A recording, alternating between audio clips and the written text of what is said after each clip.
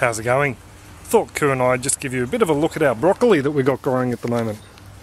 We've got some great heads on here, and we've already harvested a couple down there, but we haven't pulled the plants. Now most people will probably know why we haven't pulled the plants, but some may not. With broccoli, this is one of the first plants we had in this year, you get a load of side shoots. So we have side shoots all coming up in here. I mean, look at that one there.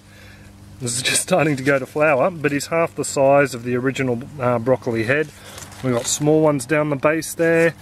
We've got lots of small ones down here. We'll see if we can have a bit of a look through these leaves. We might pull a few off for the chickens. I'm going to give these to the chickens for us. There we go. I think I'll get a nice feed out of them. As you can see down here, we have the main stem there, and we have all these side stems taken off. Now when you harvest the main head, it sort of sends the plant into shock, and from there it throws out all these other stems.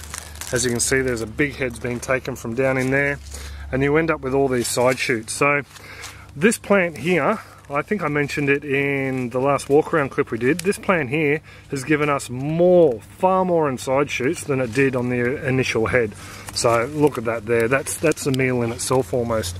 So on this plant alone we have that large one, small one down in there, a nice sizable one there, a couple of small ones we'll probably let go, and I think there was just another one over the back here somewhere. No, I may be wrong.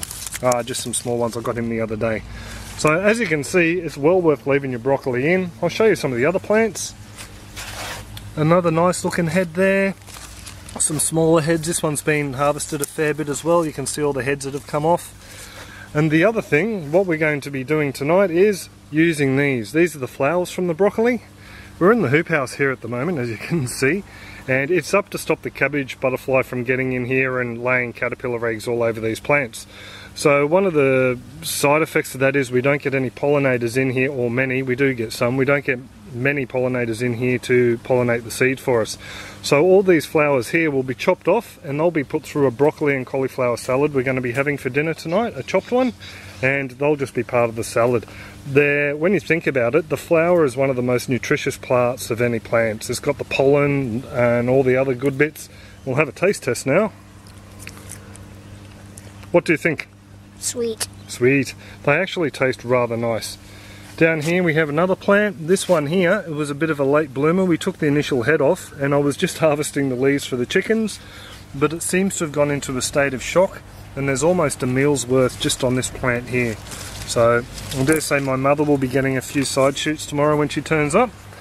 This plant over the back here, same story. We were just harvesting the leaves for the chickens, and now all of a sudden it started to throw up side shoots. And this one here, same story yet again. As you can see, he's been harvested a little bit more.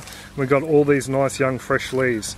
Now these leaves too, we have these in salads. You can chop them up. The younger they are, the better, I think. You can put them through juices. We don't juice our veggies. What we do is we make a slushy. We just throw it all in the food processor with some juice, some ginger and lemon, and make up a drink that way. Or a smoothie, a slushy I suppose you'd call it. Also too, steamed, they go well steamed, and also stir fried. So with a broccoli and a collie, you can use the whole plant. You can use the stem, something like this, and go straight into stir fry, and then you've got all this lovely green stem you can chop up as well.